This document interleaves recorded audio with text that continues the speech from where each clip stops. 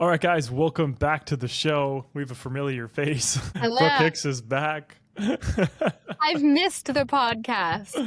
Oh, that's It's been funny. what? It's been 3 or 4 weeks, so I'm sorry to everybody. I No, have that's okay. crazy busy with flipping 2 houses. We're looking at a third, and I'm trying to build out this app that I have been working on. So I'm sorry that I haven't been here, but I'm happy to be back. Why don't you plug your app real quick? Okay, so it's called Maison, like the French word for house. It's currently not on the App Store, but it will be within the next week, just in case you're listening to this when it first comes out. So it's essentially like a House Sigma app where you can check the sold history and active listings from a map in your area or whatever preferences that you put on.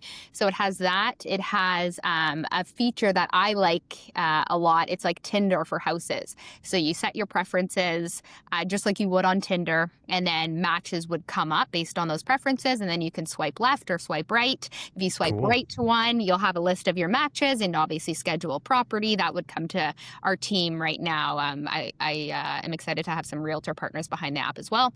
There's some calculators, there's land transfer tax, there's the mortgage rates, there's real estate news in your area. So if you allow location, it'll just populate whatever is going on in your area in terms of news articles for free. And then lastly, one of my favorite parts is it allows you to list your own property on the app to potential users that might see it without actually listing your property on MLS. So it allows you to kind of maybe gauge activity, or if everybody that has seen it on the app swipe right to it, then you would know, hey, there's interest at this price that I've set. So you don't actually have to list your property. You can just gauge interest on an off-market way using this app. So Brooke Hicks is trying to get rid of realtors. I am not. You heard it here first. I am not. Yeah. No, it sounds cool. You were on Instagram and you were like, I always call it the Mason app. I'm like, I wonder where she got Mason from. And then you're like, it's Maison. I was like, oh, okay, yeah. Oh, did you see that? Yeah. Maison. Yeah, I was like, I said it the English way, Maison. And then as the French would like to say, Maison. Yeah, it means house. And you have an Instagram for it, right? So I'll plug the Instagram down below so you guys can see it when it comes live. You can follow it. Yeah, there's nothing on there right now, but I'm going to slowly start adding to it. But it's going to be a really useful tool for people that you don't even have to be a buyer or a seller. It's just going to keep you informed, and you can check what your neighbor. No, I think it's cool. I think that House Sigma did a lot for the market. Yeah. I know that it seems like a lot of brokerages don't like it, but maybe because they're a brokerage in and of itself. But I like it. Sometimes I go back and I look at the sold history, and I use the app frequently. It just gives the consumer more ammo just to make a better decision. So I think these apps are coming, and everyone needs to get prepared for them. So it's cool you're making your own. So congratulations. Have you heard of? Thank you, by the way. Have you heard of what's it called? Open Room? Maybe not Open Room. There's something huge going on in the States that Open Door, maybe I think it's Open Door. Open Door. Mm-hmm. Yeah, I think Open Door, and apparently it's a game changer in the States, and the stock is going crazy. And it's it's a platform that I guess doesn't use realtors. I to be honest, we should talk about it because apparently it's huge in the States. Mm-hmm. We'll check. We'll save it for next time. But the innovation's coming. It's just a matter of time. Yeah. True. All right, let's hop into our first topic here today. What do we got? Okay, so this one here. So Carney returns to Ottawa without a deal to end the U.S. tariffs. This has been going around a lot on my social media. It's so crazy. He goes. I know he does, and he's kind of going all around a lot, and it kind of sucks that we haven't got a deal yet. I feel really bad for a lot of auto workers and stuff like that, but I did watch the press conference. Trump likes to butter people up, so I take this for how it is, but it seemed like they were really close on getting a deal. Like, it seems like it's almost there, although I thought this 3 months ago and I was totally wrong. And I know a lot of our conservative listeners are going to be like, you're an idiot if you believe that. I'm just saying it sounded like they were close. But I think inevitably, just like every other country, Canada is going to have to pay tariffs unless we become look at the comment. Surprise, surprise. Unless we become the 51st state. But I know that this is a sore spot for real estate, like especially in Ontario. Yeah. I think that it is just having a lot of buyers sit on their hands. Although sales are up because prices have been coming down, a lot of people just don't love the uncertainty. And I know we rag on this a lot, but it's just the truth is that I'm not saying that when they get a deal, prices are going to shoot back up to, COVID 2021 levels. No, that's not happening. But Yeah. it might bring a little bit more confidence back into the market as, there are a lot of companies shutting down Mhm. that otherwise would have stayed, but the tariffs or they're relocating. Yeah, Just I like know people Trump's personally. master plan. I was talking to a girl that has a business that she's had to increase prices to factor in the tariff. It's funny because it really only hurts a certain pool of people. And there's a lot of people. I mean, okay, I don't want to say it only hurts a certain pool of people because obviously it affects everybody as a whole in terms of the Yeah, cost of living and everything. the But it economy. hurts some people a little bit more than others in terms of if they have a local business, a Canadian business where they have a lot of consumers in the States, et cetera. So I feel like it's a unjust. Like some people are really hurt by it, and some people are just noticing the cost of living being higher. Like, of course, everybody. But it was sad to hear how much her sales had gone almost down in terms of having to raise her prices, and then you get consumers that get turned off that you raised your prices and are no longer a Mm. customer. And she's ate it for a little while, not wanting to do that. But it is sad what's happening to smaller businesses in Canada that rely on the States as one of their biggest consumers. Yeah, I think that Trump is just really like what he campaigned on, and it is just like what he's promising is that like he's going to put America first and American businesses. And, I know we are really close trading partners, but when he did say in his press conference, he's like, we're also competitors. Like, we also want to manufacture cars and sell them abroad. It was kind of like, yeah, I guess he has a point because the media here spins it as he's such a horrible person and X, Y, and Right. Z. But yeah, it was interesting to see that. It seems like Carney had Anita Anand down there too in the press conference. You kind of saw her, Alrighty. the MP for Yeah. Oakville, and Yeah. Yeah. Melanie Jolie was there. Like he brought the whole team there, and then I know him and Vice President DJ Vance also had dinner. So I mean, bottom line, Canadians I think are at this point where they're like, I think we just want to put this behind us. Let's get a deal. Because inevitably we're going to get one. Like we all know, We are eventually we're going to going to have get to. one for sure. Mhm. I also It's wonder taking a how lot much, longer than I thought. yeah, but even his own people, how they're affected by it as well, and how much I've seen polls come out where he's lost a lot of support since he's done this, even from people that voted for him. I've noticed that on both sides with both Trump and Carney, their approval rating has gone down since they were elected. The honeymoon phase, right? it's a.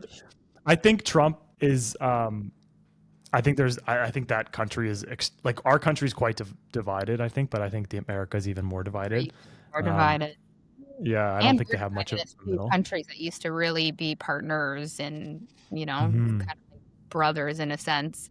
The amount of people I know that won't go to the States. I mean, I was Oh, it's just in the crazy. States, but like Yeah, the I'm amount of not in that people. camp. Yeah, like the Royal LePage conference, and Royal Mhm. LePage is a massive company in Canada. It's nationwide.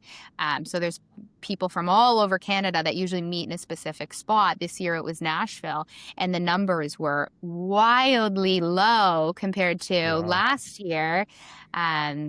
The amount of people that came was very shocking compared to year over year how many people usually attend these events. And a lot of them said, oh, they didn't want to come to Nashville because it's in the States. Oh, that's crazy. I know that I was just in Interesting. Boston for that wedding. Yeah. Um, and I just had people like asking me like, "Oh, did they charge you more at the border because you're Canadian?" What? And I was just like, "What are you like? No, that's not actually a No, thing." that's not a Like, thing. it's just That's not it's a thing. funny that these narratives just like gain I legs. know. Like we have a trade war in a sense for sure, but like it has nothing to do with like people going down there. Like we still, as countries, should still like each other. But like the media and Doug Ford does this, and it's purely for votes. Just like I don't know what the hell that guy's doing up there, and I hate that guy and whatever. But Is that what he I says? I haven't oh, seen. he's brutal, like Doug Ford. But his numbers have never been so high. Is the crazy part. Mhm. Like a Bonnie stepped down. I don't know if you saw that. She stepped down I as the did Liberal see leader of that. Ontario. I saw Yeah, she stepped down, Bonnie yeah, she Crombie. stepped down. Yeah, so I wonder if there's going to be another leader that kind of gives him a run for his money. But yeah, it's pretty wild how well he's polling in Ontario, Huh. especially with an unemployment rate of like 14+% I know. It's so for crazy. for I the know a lot of people unemployment. too. They keep having experiences firsthand with people that have either really suffered from the tariffs in terms of their business, or don't want to go to the States because of what's happening, or don't have a job. Like, I know people in my circle that are experiencing all three of those things. Usually we talk about these topics and we don't, we're in obviously a business that goes up and down, but we talk about these political, I guess, issues, and I don't see it as much in my day-to-day circle. I just read about it more so. But right now I know so many people that are looking to get a job or got laid off, and just can't find work. Yeah. Anyways, okay. Next topic. Why don't you take this one away? Okay. Okay. So asking rents in Canada fell 3.2% in September. This was the 12th consecutive month of year-over-year declines. This followed 38 consecutive months of rent increases between August 2021 and September 2024. Nature is healing. So I think that's a good thing. Rent was crazy. I mean, as a landlord, you don't love this, but I'm a landlord and I still can say that makes me happy, because it was too crazy for too long. Like a 1-bedroom condo for $3,500. Like that was just astronomical, and you could see how many people were fitting into these tight little condos for so long. Like that's just unsustainable. But also, like, you have to start wondering too, like the population growth played a big factor into this as well, right? Because you weren't building enough, and then you let in a lot of people. And again, I have to always preface this: I don't blame the people who came in here; they're just coming for a better opportunity. But I'm blaming the federal government at the time, which was Trudeau and his cabinet.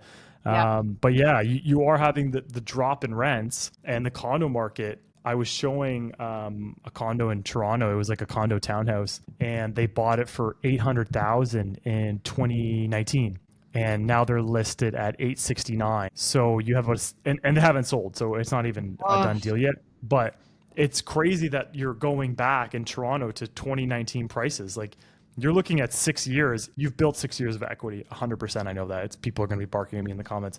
But usually that's what you see when people start to upsize, is because they've made $100,000, or they've made even 50, and now they can take that delta and move it somewhere else. But to have, because once they pay commission, land transfer, whatever, there's no money left if they get 869. So yeah, I thought that was really interesting. And then you have, because a lot of people, what they usually have done in the past is, okay, we can't get the number you want, let's put it up and rent it. Well, are you going to start getting rents that won't even cover it, because you have all these purpose-built rentals being built? So it's going to be interesting to see where that goes. But yeah, I think this segment of the market, because like the market in and of itself, it's still a good market. Like, in terms of like, if you look over a 10-year period, like you've still done well, especially if you're buying in the market, like you're still done well. But yeah, I think that if is what you're saying, I'm not fully saying that, but I think that I think that the market is more favorable than it was obviously in 2021, 2022, even 2023. Like, you have more options to look at. You have more opportunity to protect yourself. You have more opportunity to negotiate. I think my overall thesis, though, is I think that a lot of these investors from 2020 who have to renew are going to get hurt this year, and we're going to see some more pain in more of like the investor space. So the condo space, people that over leveraged. I know that a lot of people with second mortgages are having to see a power of sale happen. So that's kind of where I'm seeing some pain come in. I think that the freehold, if you've bought it 10 years ago, obviously you're okay. But yeah, the people who, I've seen it a lot, where I kind of look back, I'm like, oh, you really didn't make anything, or you barely made any money in 3 to 6 years. Yeah, it's unfortunate. Yeah, it is unfortunate for some people, because they probably planned on moving up, and the market just didn't go their way. Yeah, it'll come back around, where we should see a steady increase in real estate, just with inflation even. Just it at least should keep up, if not a little bit more, usually 5% a year. I think that'll come back. I think there's a little bit more pain to be had this year. I know a lot of people renewing, or I've heard, a lot of people renewing their mortgage. Their 5-year term is up this year. So they're in that shock that we've talked about for so long, where their payment is $2,000 and it's going to $4,000, and they don't have that extra $2,000 per month. So they actually have to sell. And then what they bought it for and what they're selling for is quite similar. So I would hate to be in that position. I empathize with anybody that's going through that. It just make sure your listing is looks the best it can be is my only And don't advice. overprice. Like, I don't know how many times I have to have this conversation with people. Like, Oh yeah. price it sharp, because like you're gonna overprice it, and then it's gonna get stale, and then you're gonna go, okay, I'll listen to what I'll go more towards market value. The realtor was right, and then nobody is looking at it because it's not a fresh new listing anymore. It's kind of Yeah. it's getting that stale opportunity where people are overlooking it. Like in this market, like your first impressions are really important. So if you're priced well and staged and there's no bad smells, like you really have to do a lot. Yep. There's no real pushing the envelope here. No, and I continue to see that's why, even though it's a really tough market, people are asking me if I'm worried about selling my flip. There's a part of me that knows the market isn't performing well in terms of sales, number of sales. But when I look at what does sell, it's what's priced right and what looks good. And there are too many listings that I see. Even right now, I go on every day and I say, what are people thinking putting their house up like this or with these photos? And the ones that sell are the ones done well, not even done well in terms of renovations, just clear the clutter, clean, make the photos bright and nice, and try to attract people with your best foot forward. But too many listings. I scroll all the time and I'm just baffled, like with the quality of listings. So that I think is one of the most important things you can do if you're selling in this market. Don't fall among the just meh feeling that buyers are experiencing in terms of just nothing really good out there. Just everything's Yeah, it's crazy. The way people, like, you have to live in your home as if it's like you're walking into a hotel room for the first time. Like that's the way it has to be, and it sucks, during and the I sale. get it. Like, trust me, I know it's not easy.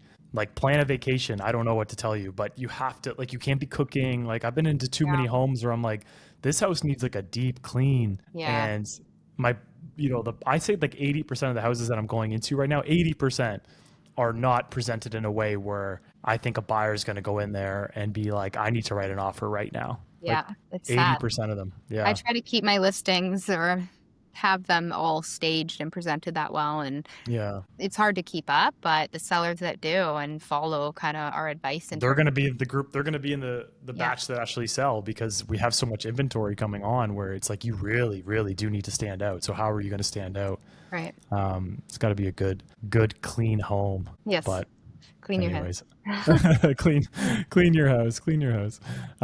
Here's this one here. Let's look at this. Okay, so delinquencies for mortgage with loan amounts above 850K at origination are running at double the Canadian average. So yeah. what does this mean? It just means that people who have a lot of debt and took on a lot of debt are seeing delinquencies, so they are behind on their payments.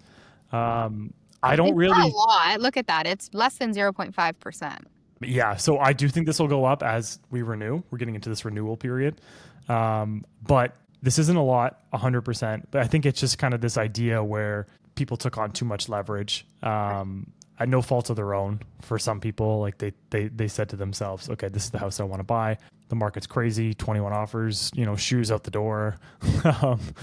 Yeah. But I just think that, yeah, we're going to see a deleveraging process for sure. So I'm still not of the camp that we're in the bottom of the market just yet. Not until sales increase more than inventory. Like, we're seeing record amounts of inventory. This is for the GTA. So again, if you're in another province, I'm not 100% sure what's going on in your local market. But yeah, we're seeing. So yeah, we're talking about Ontario because there are other markets right now that apparently things are selling in Canada. Yeah, like apparently Montreal's in a seller's market. It's yeah. It can be. It's very interesting. I'm like worried sometimes it's on listings. So I'm like, oh, I know. What do you sell? I know right away. Well, everything sells if you're priced right and you're presented well eventually. Everything sells off eventually as long as you're priced according to the market. But I mean, when I talk to some sellers, I'm like, at that price, I promise you, I can whip no magic wand and make it sell. Because to be honest, a lot of my conversations right now are very, very tough. Not making my life sunny and shiny and rainbows, because I book calls with my sellers every day. There's somebody that I speak to, and the conversations are really tough for me to have because, and not everyone. So if some sellers are listening to this, I have some great sellers that understand, but there's a lot that point the finger at me and say, well, what are you not doing? And it's like, well, I have 3 steps as a real estate agent. Number 1 is I'm going to help you present it in the best light and help you clean, help you rearrange, stage, photos, like editing, all the 9s, right? And then step 2 is we price it accurately and we get showings, and then I help negotiate the best offer, which leads me to step 3. But if I can't hop from step 1 to step 2, meaning we don't have showings because we're priced too high, then I can't even do my job, and there's nothing that I can do. And people want me to post it everywhere and and put it on your podcast. And it's like, well, that's not going to sell it if we're not market value. I can't make a buyer see value where people just aren't booking showings to see it. So, but they blame us. And that's been one of the hardest things I've had to go through this year, is really having those tough conversations with sellers that really think it's the agent's fault. And don't get me wrong, there's a lot of times where the agent maybe has not done what they could do. But if you've done everything that you could do to make it look the best and advise them properly on a price, and you're not getting showings, at some point it is the market. But everything eventually sells if it's priced okay. I just got a price reduction out of one of my sellers that was really reluctant to do a price reduction. I had to really pull teeth together, but we had to align ourselves with market value. So I had to show her the data. We did, and we got an offer the next day. We only reduced it to $5K. So just that, even that $25K price reduction just kind of inspires you're willing to play. It was $10K under the new price, which was good. So essentially $35K under the original price that we had, which she would have taken anyways. But the price drop just helped get us closer to listing price, rather than maybe attracting a low ball if we stayed at the price that we were at. Yeah, it's crazy because buyers like sentiment is like, in their head, they're like, I would pay $860 for that. Yeah. And say you're at $899, they're like, oh, there's no chance I'm going to get it. And then you go to $875 and now all of a sudden the buyer's like, oh wow, that one had a price drop. And especially with House Sigma now, it'll tell you too, right? Like you can set the alert and now they're like, all of a sudden they're interested in the home.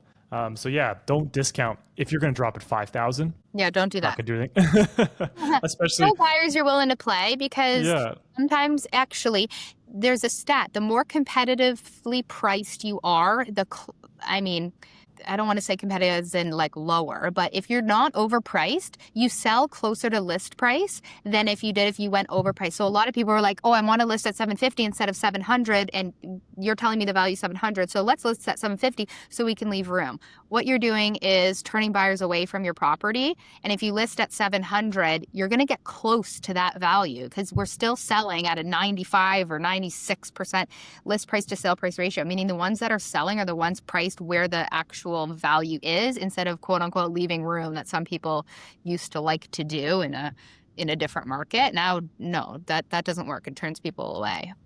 Yeah, 100%. I think that we're still, there's just a lot of uncertainty still, and things are going to sit longer. And if you are out there selling, I would heavily focus on the things that Brooke and I were talking about, like getting your house ready, clean, staged, all those things. If your realtor's not willing to stage, get a new realtor. And also, I think if you're a buyer in this market, I think that prices are going to go down more, but I don't have a crystal ball. This is why I tell everyone, I don't have a crystal ball. I think unemployment's up, GDP is down. It doesn't look like we have a trade deal around the corner. Interest rates are going to be higher than inflation for the next little while. So I think that prices have a good chance of coming down more, but I don't have a crystal ball, so I can't guarantee that. If you see something that checks all your boxes, you're going to be there for a while, you have job stability, you're not in the auto sector, and you can service that mortgage, then I would say pick a house if it's between 1 and 10, it can't be a 7. And if you and your partner are 8 and above, you guys should consider putting an offer in on it. But it can't be a 7 because everyone loves to say 7. That's the way you should do it. And it helps a lot of people, right? It kind of helps them frame it. These houses were selling at 1.3, now they're at 999. Yeah. If I offered you this deal a while ago, you would take it. If you think there's more pain, then just step back. Yeah. Step back and wait. But all we can do is arm you with information, especially with House Sigma and the new Maison app. Oh, yeah. Maison. So when does that app actually launch? It should launch next week. So anybody listening, Maison app.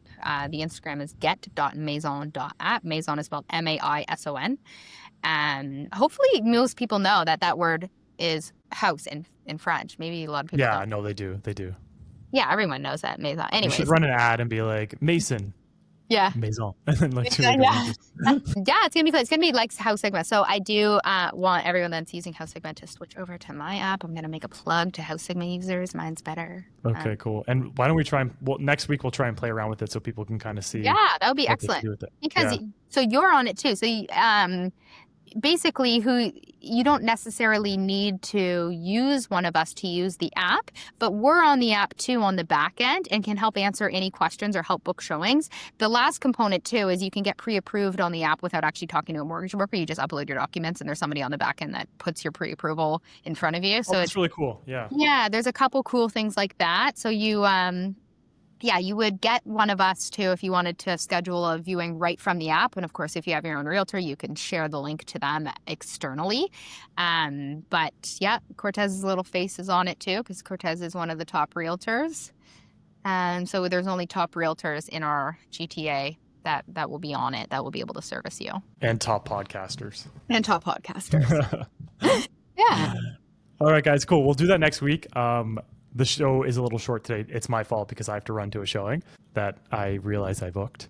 Okay. But we're going to hop. We had a nice quick one today. We'll put out some videos and we will be back next week and we'll show off Brooke's new app. Excellent. That's and your flips. You can show off your flip too. Yes. We'll share the photos. We'll go through some of the financials because it is a tough market. So obviously the margins aren't huge, but if you would love to even just listen to my costs in it, what we're selling for, what we bought it, I'm totally willing to go over that.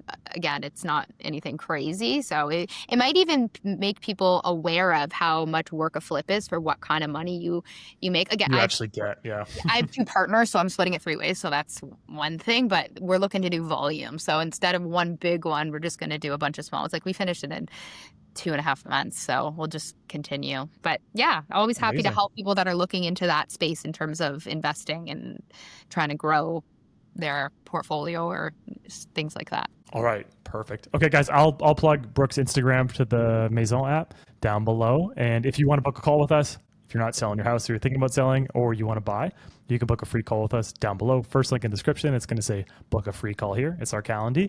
And yeah, please like and subscribe so we can keep growing this podcast. We're so happy to have Brooke back. If you could comment that she comes on every single week. It doesn't Yes, I will. I'm back, baby. That'll help. Yeah. But other than that, guys, we hope you have a great rest of your week and we'll talk soon.